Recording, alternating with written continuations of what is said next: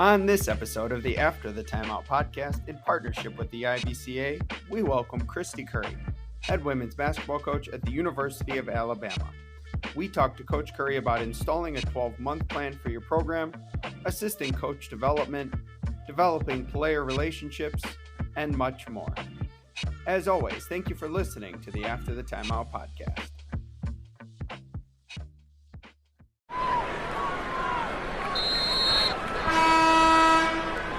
So, Coach, we're going to start, as we do with every episode, with the opening tip. We wanted just to start with letting our listeners know kind of your coaching journey, and then, you're now at your time in Alabama, because you've been there, 10 plus years now. So kind of just give our listeners your background and then, your time in Alabama. Yeah, I graduated in 1988, and that next August I was 21 years old and became a head high school coach. Mike Staples gave me an opportunity at 21 to teach K through 12 PE, and I had every section for 30 minutes. It took me 30 minutes, man, to get those little ones in a circle, and then they'd have to go to their next class. But had a chance to teach and then be the head softball and basketball coach, and did that for 2 years. Got the opportunity to go up close to Shreveport, Louisiana, and become a head coach at Mansfield High School, a little bit bigger job. And then all of a sudden, I had a player that was recruited. Her name was Tina Turner, not the Tina Turner, but and she was recruited. I was working a lot of summer camps, and she signs with LSU. But it's interesting because Gary Blair, I had worked his camps and even didn't get the player. And he tells his assistant then that got the Tulane job, hey, she's looking for somebody that knew Louisiana. And he's like, well, I had this little girl work my camp, and man, she was a go-getter. And there's the story right there. Coach Blair saw something in me and told his assistant that had gotten the Tulane job. So at 23 years old, I go to Tulane, making $16,000. Grew up in North Louisiana, but honest to God, had never been to New Orleans. That's how sheltered I was. You just didn't go anywhere. I'm one red light girl and small town, and go to Tulane. Amazing. And it just, from there, I just tried to put my nose down, be loyal, work hard every day. Tulane for 2, get the chance to go to Stephen F. Austin, which we know back in the day was amazing and still is. They're doing a great job there with, winning conference championships. Then my current head coach at Tulane that I had just left got the Texas A&M job, go to Aggieland for 2 years. And then Nell Fortner leaves Louisiana Tech, go to Louisiana Tech. Guys, every Saturday night, my childhood was about watching the Lady Texter show at 10 p.m. I mean, it didn't matter if I was on a date. It didn't matter what I had going. And we got 2 channels back in the day. And I would watch Coach Barmore's Lady Texter show every Saturday night. And dream job, right? Calls me. We go to 2 Final Fours, and all of a sudden Purdue calls. I'm 32 years old, 8 years removed as a high school coach, and we want you to come be the next head coach at Purdue. So Nell Fortner, it was kind of funny there for a little bit, kind of following her path. It was at Louisiana Tech. I left Louisiana Tech and then took the Purdue job. Obviously went to coach the Olympic team. Carolyn Peck took over for a year, won the national championship, and you follow a national championship at Purdue. And I've just been truly blessed with opportunities. I've been blessed with administrations, a Morgan Burke, a Sandy Barber that believed in me along the way at Tulane, a Morgan Burke at Purdue, just so many people that, gave me an opportunity to grow. And then it takes off from there. So 7 years at Purdue, 7 tournaments, so really blessed. And I know a lot of people's journey is not always the same, and mine certainly hasn't been, but I'm so blessed and the opportunities I've had, and tried to make the most of them and treat people the right way along the way. So we wanted to really, you kind of talked about Purdue, and you kind of talked about Tech in your conversation there, but you took over, you kind of glossed over that, but you took over a national champion, and you were the first women's coach to ever do that. And then, you replaced Marcia Sharp on a Hall of Famer at Texas Tech. And Todd and I always joke about, like, do you really want to be the guy that follows the guy? Well, you were the guy that followed the guy a few times. Kind of take us through, especially maybe in your first head coaching job, how did you kind of handle that level of expectations and possible pressure? Well, I think one thing that I learned from Coach Barmore at Louisiana Tech, and obviously Kim Mulkey was on that staff, and the expectations through the years was nothing short of a Final Four. That's what you woke up to do every day. And again, we went to 2. And so having the experience at that level and watching him and learning and growing every day in that environment, I learned that, it's really important. And this is something that I think a lot of coaches don't understand, whether you take over a successful situation or one that has to improve, is you embrace the past and you build on the future. And so I wrapped my arms around the Purdue situation and embraced it. I tried not to go in and change a lot because there wasn't a lot that was broken. I kept 2 assistants, another Louisiana girl that was a Louisiana Tech grad that had spent time there before my path at Louisiana Tech, and Pam Stackhouse and Carrie Cremines were both on my staff. They were both on Nell and Carolyn's staff. So I think the continuity and the consistency when I went into that situation. And again, sometimes if it's not broken, you don't have to fix it. You can just bring your thoughts and ideas and build on what's in place. Certainly the success of winning a national championship. The next year we had a really successful season. And then we were fortunate, my first recruiting class, to sign the #1 class in the country from all over the country. And we built on that success. And, I think you embrace the past, and then we tried not to change a lot. So also, too, I think it's intriguing. We had a group of kids there that were really disciplined and accountable and really embraced my youthfulness and helped me grow, and hopefully helped them grow in return. So we were fortunate to maintain and even improve the success, got back to the national championship game 2 years later, continued to get to the tournament. But I think the credit goes to those players and those folks and the staff that were in place that embraced us as well. And we embraced them, and we just rolled up our sleeves and went to work. Then Texas Tech calls, and obviously I grew up in the region of the Southwest Conference, and Jody Conrad, Leon Barmore, Marcia Sharp, those were my idols growing up in the business. And when Texas Tech called, it was an opportunity to learn a different way. The support there was unbelievable. It was just an opportunity I couldn't pass up for my family. Take the job. And I'm going to tell you what, talking about embracing, Marcia Sharp was unbelievable to me. She embraced me and my family. She was unbelievable. The Lady Raider Nation, those former alums were incredible, including Kristy Curry, who I'm so happy for now, that's leading the way. I was very fortunate in both of my situations to have a group of people that were selfless. It wasn't about them. It was about those programs and how they can continue to grow and get better. Obviously, Texas Tech, we followed a Hall of Famer, but the program wasn't where it had been. And I think it all started in recruiting. There was a lot of talent in West Texas at one point. In my 7 years there, I think we had one kid that was Big 12 within 200 miles. So we had to get to Houston, we had to get to Dallas, we had to get to San Antonio, we had to get to Albuquerque.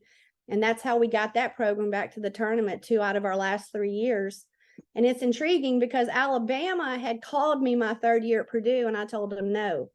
And growing up in North Louisiana, guys, we all know the whole SEC footprint.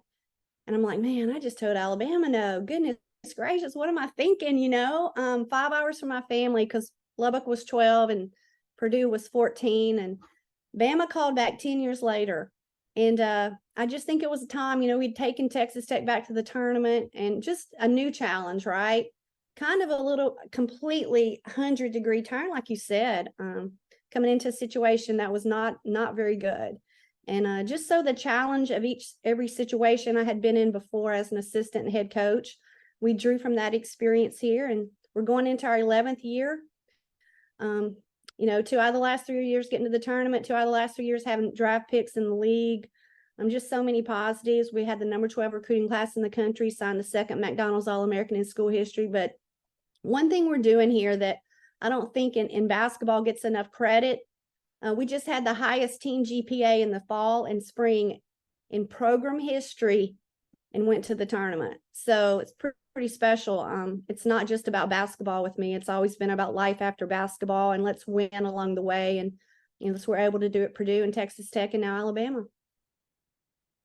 So, Coach, you kind of led into it. We're gonna flip the order around a little bit because you just led into kind of, you talked about when you're leaving to go somewhere else. So, you know, maybe in college obviously is a lot different, right? There's a lot bigger factors than high school at times, but kind of when you're looking at it and you're in a program, you've had success, you're going along, like what are those things that indicate, maybe it's time to leave? Obviously you have family, you have things like that, but kind of the checklist of, maybe it's time to look for a new opportunity, or my voice isn't being heard as much here, or the time's worn out, whatever it may be. How do you kind of know the right time to say, okay, maybe I'm looking for something else, or when an opportunity comes along, that's the right opportunity for me?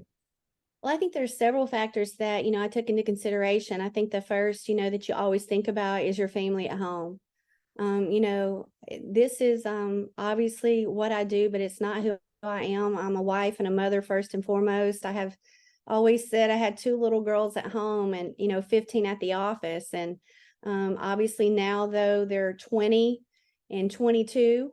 And that to me is my greatest coaching job every day, is making sure my 2 at home are good. So the decisions that I've always made have been about family, and I've been really, really blessed. We haven't even talked about, Coach Kelly. This is a labor of love for he and I. We coach together, we raise a family together, and it's been amazing, just like a lot of other couples do in the business world. And we're one of 4 couples in the SEC now. So it's pretty special in this league, with Tennessee, Vanderbilt, and Arkansas and ourselves. So at the end of the day, it's always been about my family. And I think from a financial standpoint and securing my girls' future, I also think about, and when I say that, I'm talking about support. How successful can you be with where you're at? But I also think too, it came down for me with the move to Alabama, because I think a lot of people are like, man, she's going to Alabama, and that program is, I think there were 2 factors. It was 5 hours from my 80-year-old parents for the first time in my career, where I had been 12 and 14 hours. And to be able to go over on a Saturday, eat lunch, go to my hometown church and go to lunch with my mom. I mean, eat that home food, man, in North Louisiana. I mean, it's, and then for her to be able to get to all of our games, I mean, she still hops in her car and can drive. And so for her, was my high school coach, my mom coached me, man. You talk about all the coaches I've been around, to have the opportunity to grow up in that environment, to learn from her first and foremost. So, there's a big basketball tie there with my mom. And so the opportunity to be back close to home was the main factor in taking the Alabama job.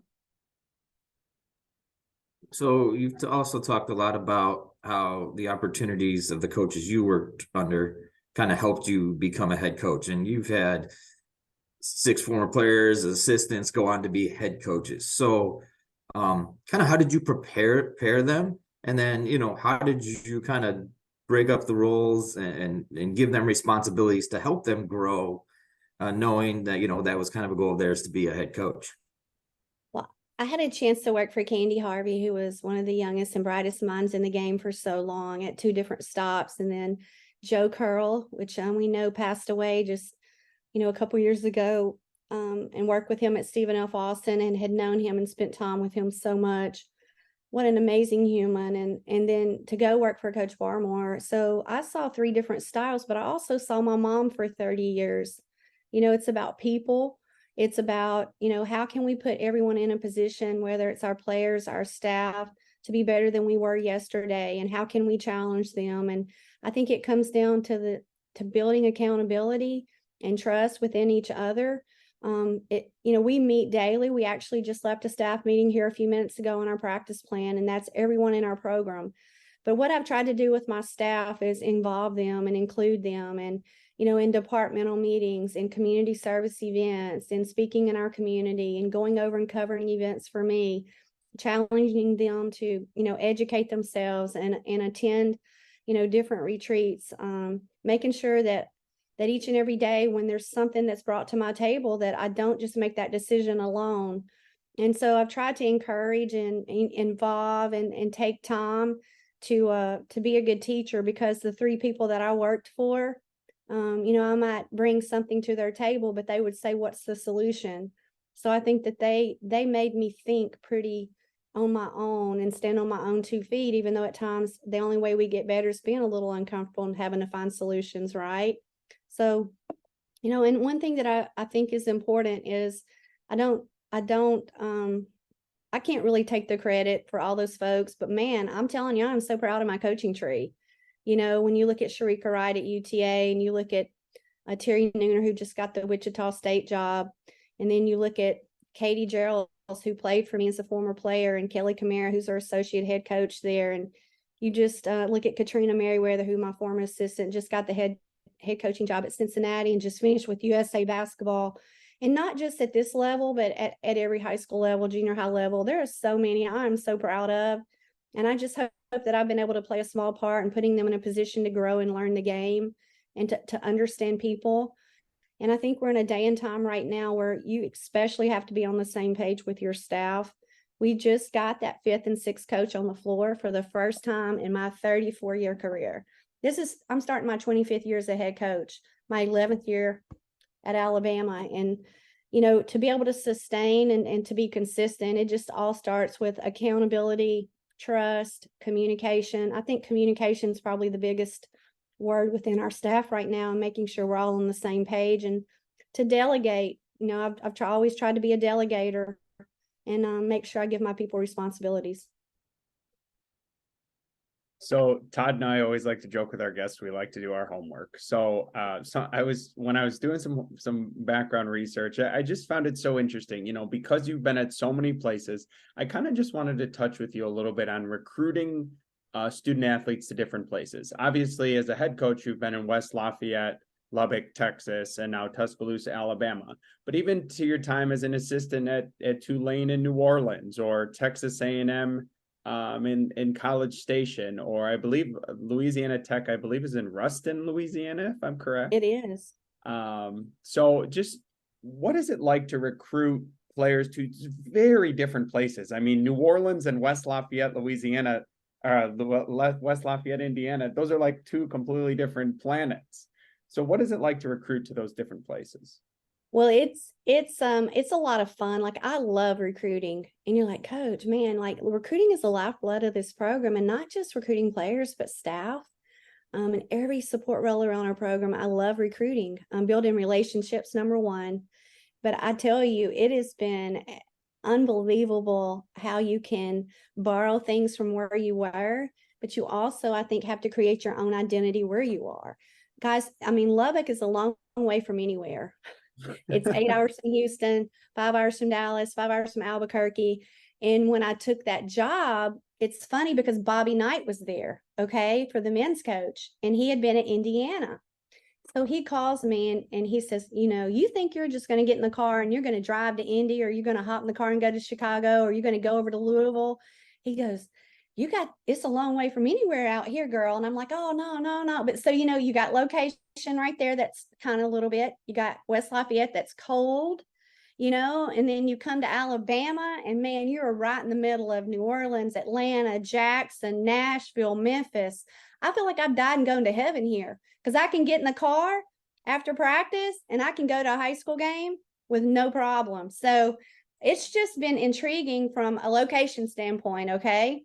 And then to see how all the other, departments do things from their facilities. Like, it's a world-class environment at Alabama, as was Texas Tech and Purdue, but it's intriguing to see different things about practice sites and recovery and all the things that we have. So just different things that have worked in one spot based off a Big 12 footprint, a Big 10 footprint, now an SEC footprint, are completely different. But I will tell you this, it's about people, it's about relationships. It's about, to this day, I'm not just texting, I'm not just calling, I'm writing handwritten notes. Man, back in the day, we would design a fax and we'd fax it. Man, if I could fax right now, I would. We've gone away from that a little bit, but just every single little thing, I don't think you change, but I do think you try and modernize and understand where we're at from a current recruiting world. All right, coach. So this is kind of halfway point. We call this halftime adjustments. A lot of times it's X's and O's, but I wanted to go in a different route here. So you talked about kind of empowering your staff and giving them responsibilities. Yet, in that same breath, you have to be kind of the same page, right? Talking the same thing. So when you're meeting with your assistants, like you just said, you did a couple minutes ago, how are you kind of working the staff together to kind of be same terminology, because everybody has different coaching styles, right? You coach with many different coaches. I've coached with many different coaches, and you learn things and you have different terminology. So how do you kind of mesh that all together to get everybody being the same voice and saying the same things? Yeah, I think singing the same song, same tune, right? Mentioning, talking about meeting, I think it's important to know that, for instance, yesterday we all went to a local breakfast place. I took everybody in the program. We go to Spain in 3 weeks for our foreign tour, August 5th. And so instead of meeting on entire responsibilities, our last staff member just got in place on the 10th. We went and did it at a different environment, right? And we covered every single responsibility, took some time. So everyone within our program, from our strength coach to our trainer to our creative, to all 6 coaches, to my director of ops, everyone is on the same page about who's responsible, but we never go away from all doing the little things every day. So it's just a matter, today we come back and meet from 9 to 9:15 on our practice plan for the day. And I think it's just consistency of communication amongst our staff. And I don't believe in meeting too much, but I think it's really important, like you said, that we're all singing the same tune. Yesterday morning at 8, we had, we're reading The Power of a Positive Team by John Gordon, headed into Spain. So everyone within our program's reading that book. So just everything that we're about, I just include everyone. Guys, my GAs are in here. And I think the trust that you have to have your GAs in the room that are very similar ages with your players, I think you just have to lay out the expectations. And we meet, we communicate, we talk about every single practice plan. I've got 4 folks joining me for an interview here in a little bit for a new SID. I'm going over to a facilities meeting here in a minute, and I'm taking 2 of my staff members to learn what that's about. I think so, just so many different ways. And I know you're talking about terminology, but I mean, we just talk about it. And, I give different staff members responsibilities in certain areas during practice, and we're all on the same page. So if you're talking about how we're communicating on our ball screens, I mean, we're breaking that down when we talk about guarding ball screens today. This is a terminology. We're talking weak. You know what I'm saying? So everybody's on the same page, because you've got coaches coming in. I've got 2 new staff members on the floor this year, and they're coming in. One's coming in from A&M Elon. The other one's coming in from Lipscomb, Louisiana Tech. Well, what you said, what that was there. We just want to be consistent with our communication and terminology. And I think you have to meet and talk about it. I hope that answers your question. Oh, it does. And I think a lot of times, like you said, like you're using the terminology weak. Me and you could be talking about the same thing, but when you come from a different program, they call it something else, or they have a city name for it, or whatever, fire, or whatever it may be. Exactly. Ice it. We're talking, we've got an ice, we've got a blitz, we've got a week. There are different terminology, and it all means the same thing, right? The blitz is to trap it. So I think we just, little things like that. That's the first thing I thought of about ball screen, because we just got through talking about it. So. Yeah. Well, and common language, as they say, common language enhances learning for the players. If we're all using the same language, it enhances our players' learning speed. So Absolutely. With the second half of the show, we usually try to focus on one topic. And for you, we wanted to really focus on kind of like that 12-month plan as a head coach. It's, from the time the season ends to the time that next year that ball tips off. So for you, we kind of wanted to start off with, let's say it's your season has ended. You've done the end of the season press conferences. You've done all those kind of things. It's the middle of late March. Let's start off with that. What does your 12-month plan look like? Well, it's changed. And I would say one word, the minute that season ends, is called transfer portal. And you're working really, really hard to maintain your current roster. But I think that is something that you do all year long, because I've spent so much time investing in my kids in a different way. I feel like I've always tried to be that person because I'm the person that sat in their living room and recruited them. But I'm building relationships and trying to spend a lot more time. You know, I have a 15-minute check-in every single week now, even though every single week where they FaceTime me or they come by my door. You know, and I know you're like, well, just 15 minutes. So it's not just 15 minutes, but everyone is taking that time for each other. You know, I'm doing a lot more. Hey, let's go grab some coffee. Hey, let's go get some ice cream. Hey, get out here at this house. Let's sit on this porch. You know, we did a lake day the other day, like trying to invest in our kids on our campuses at a whole nother level. You know, because there are people in their ear, and, you know, the easy thing to do is to not work through whatever might be. And so we spend a lot of time with that, but then the portal and visits on campus. So the portal is an unbelievable situation that has taken so much time. And you talk about work-life balance, there is no work-life balance anymore. I know this, that at the end of the season, I think I took 1 week and I was still on my phone the entire time down at the beach with my family. So it's and then you're thinking about camps, you're thinking about spring recruiting, right? Because we had April and May. You're talking about just not the portal, but young kids getting on this campus in 25 and 26 and 27. And so it's nonstop with that. And then it's making sure our kids finish academically. Every Friday at 11, I have an academic call with my academic athletic advisor. As a head coach, I'm in charge of academics. I bet you won't find very many. I don't pass it on to an assistant, but I have an assistant that assists me because I feel like that gives me a chance to build a relationship and really know what's going on in these kids' world every day here. So many different areas that I've tried to grow and improve to make sure everything at home is good in March, April, and May. And then also the portal, young kid recruiting, going out on the road, getting ready for camps and clinics.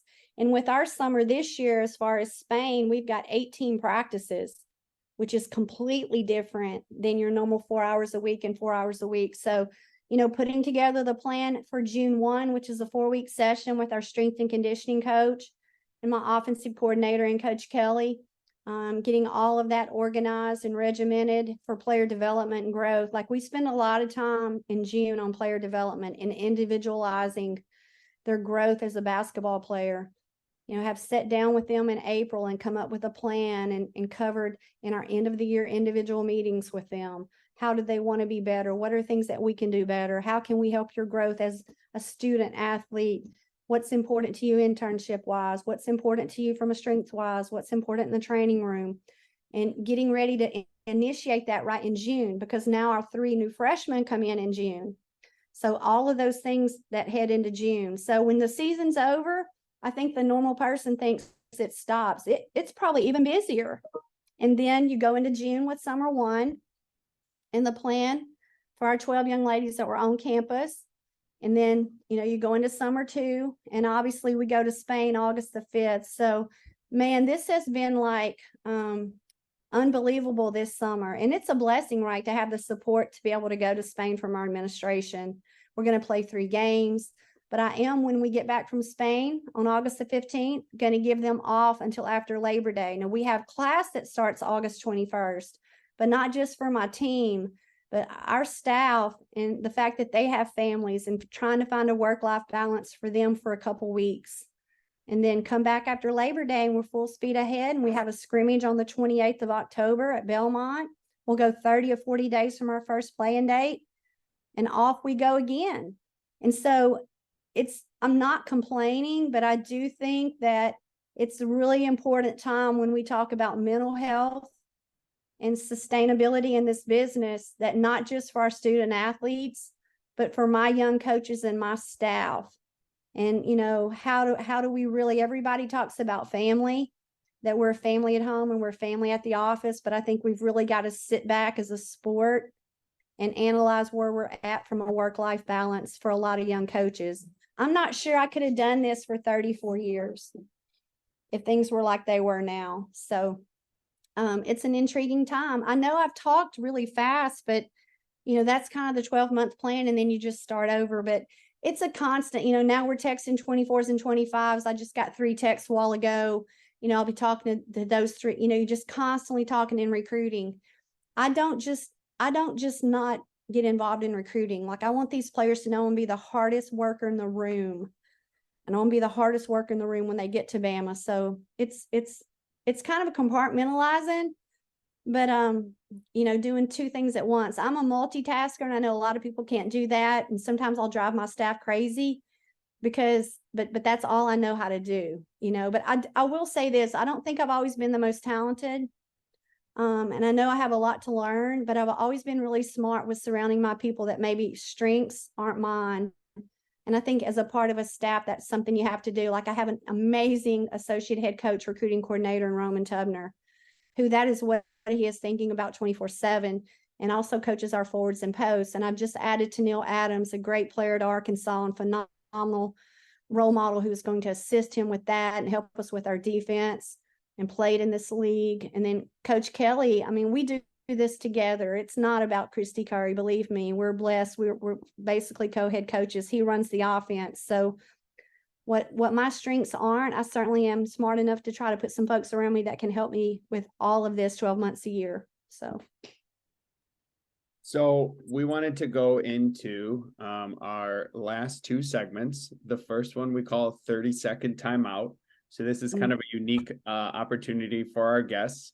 They can talk about whatever they want, whether it's you or your family or your program or something completely outside of basketball that you'd want our listeners to know about. People turn the tables on Todd and I quite often and ask us questions. So this is kind of your platform. And as Todd would joke with our guests, there's no referee in your 30-second timeout telling you to get out, get out, get out. So the floor is kind of yours for the next minute. You know, thinking about this last night, I thought there were 3 things I really wanted to cover. It's something we talk about daily. It's just culture, right? Your culture. We talk about grit. Going to be the hardest worker in the room with a tremendous amount of grit. I think that we can control our work ethic every single day. We're going to love those around us. We're going to love the challenge. We're going to love the front of our chest and it be about Alabama. We're going to love the people in our community and our university. We're going to love our family and those around us. I think the world needs a lot more love. And then gratitude, man, just so blessed. We're too blessed to be stressed, and just having a thankful heart every day. So my 3 favorite words about our culture are grit, love, and gratitude. I'm curious what your guys' 3 favorite words are and what you're about every day. Wow. That's a tough one. Nail her down to 3 words. I can start. So I'm a high school basketball coach, Coach Curry as well, but I'm also a social worker during the day. So I would definitely say one of mine is passion. I try to be passionate in every piece of everything I do. I try to pour myself into all of it. Maybe sometimes that prevents some work-life balance, as you've discussed, but definitely that. I'm going to steal one of yours, which is love. We have a saying at the school of my day job, which is just love the kids. No matter what, I tell people all the time, and I've been doing this for almost 18 years, the paperwork will be there, the monotony of the day will be there, but if you're doing everything to love the kids, I think you're doing it the right way. I think you're doing it in a way that is going to prevent burnout. I love going to work. I've never had one day where I've gotten up and I've been like, today. And I can tell, I can feel that in other people. I can feel that as you're talking. So I would say passion and love, and I would say commitment. And I think when people think the word commitment, they're going to think the word, they may not think of loyalty, but I also think loyalty goes within commitment. I think it's not only being committed to yourself, but being committed to taking care of yourself, taking care of the people around you, being loyal to the people around you, and just trying to serve everybody else. I think if you're every day, if you're getting up and you're serving other people, I think you're doing it the right way. So I think I just talked myself into 3 words there, but I'll go with passion, love, and commitment. I love it. Love it. So I'm gonna go all coachy here, but like when I've, you have sayings and slogans. So when I've done head coaching interviews and stuff like that, I always use be great, right? And then I include your attitude, effort, and your actions. And I think that incorporates kind of everything.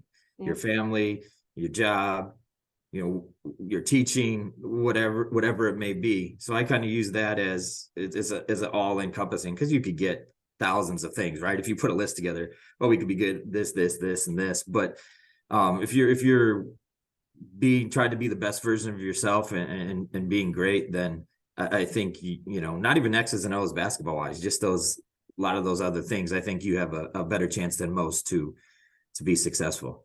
That's good stuff. You just talked about the X's and O's. They don't care how much we know. They want to know how much we care. Everybody around us. The X's and O's are about 15% of what we do, to be honest with you. So it's Well, good stuff. Like you said earlier, sometimes that's like getting kindergartners in a circle, right? Absolutely. Absolutely. I'm a PE guy too, so I know what you're talking about. That's good stuff. I love it, y'all. Good. All right, so this is where we always say maybe the show goes off the rails a little bit, but quick hitters, just kind of fun topics we're going to throw at you. Before I get into the first one, I'm going to add one. Me and John had talked about this. I'm going to tweak it a bit. Are you, like, when you sign at Alabama, are you contractually obligated to say Roll Tide a certain amount of days? Like, how many times a day do you have to say Roll Tide? Or is that a fans thing? Because I got a guy at work that's an Alabama guy. Oh, every time he walks by me, Roll Tide, Roll Tide. No, it's constant. It's everywhere. It's the grocery store. I've been all over the world. I mean, you're in an elevator, you got an A on in Italy, it's Roll Tide. It's Roll Tide everywhere. Like, I cannot tell you, it is the most a powerful brand in college sports, because No doubt. I've been really blessed. All right, Guns Up, Boiler Up, and Roll Tide. There is nothing like it. It's incredible. And it's constant. Yeah. It's in town. It's in here. If I walk up there in a little bit and see somebody say Roll Tide, Coach, Roll Tide, I mean, it is constant, but it is amazing. So it's pretty fun, I think. Actually, I really enjoy it. We don't really have one of those hand signals. Like I come from the Big 12 and everybody's got this and this and this and all this stuff. It's just Roll Tide. It's real simple. I love it. Yeah. All right, next one. Food others like that you think is gross. I cannot do sushi. And my staff, every recruit, I mean, I'm like, what is the deal with sushi, man? We've got some great sushi places and I'll go, but I cannot do it. I don't know. I need some fried catfish, man. I just need it to be like, simple, but I cannot do sushi at all. I don't even really want to be around it, but sometimes I have to just really be around it. So if you had to just one sentence or one piece of advice to moms that are also high school or college coaches, what would like your one sentence of advice be? It would be this, that it is not always the quantity of time, but it is the quality of time, and to be present when you're with your children. All right. Regular P whistle or like the Fox 30 with no P in it? Hey man, Fox 30. Love it. There you go. I like it. And everybody's got to have a whistle at practice. Yes. There you go. Thank you. Okay. These are some hard hitting ones now. Ice cream in a bowl or on a cone? Cone, man, and the sugar cone. I don't need that waffle cone and all that fancy stuff. I just want the little simple sugar cone. There you go. What kind of ice cream are you going in at that? Oh gosh. You know what? I really, really, really am a big Bluebell fan. So anything Bluebell. I don't know what region of the country you're in, but man, I love some Bluebell ice cream. Yeah. So all right. I have a story on this last one, which is why I want to tell the quick story. I was just at a education conference, and one of the national speakers actually asked everyone in the audience, and it made me think about, we hashtag everything, right? In athletics, in personal, in social media, and everywhere. If you had a personal hashtag to describe yourself, what would your hashtag be? Grinder. Hashtag grinder. I like it. That's awesome. All right, Coach. This was phenomenal. We probably could have talked to you for about 3 more hours. And I think we could have found even more silly quick hitters to go through with you, but we really appreciate you being on. We look forward to connecting with you down the line. And for our listeners, please follow Coach Curry. It's a Hall of Fame coach and an even better person. Well, I appreciate you guys. Thanks for growing the game, okay? Appreciate you more than you know.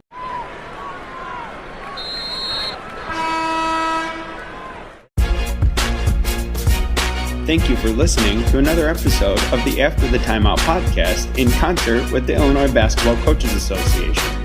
Please remember to give us a 5-star rating wherever you may listen. For more show content and upcoming episodes, follow us on Twitter at After the Timeout and subscribe to our podcast for upcoming episodes. Thank you for listening.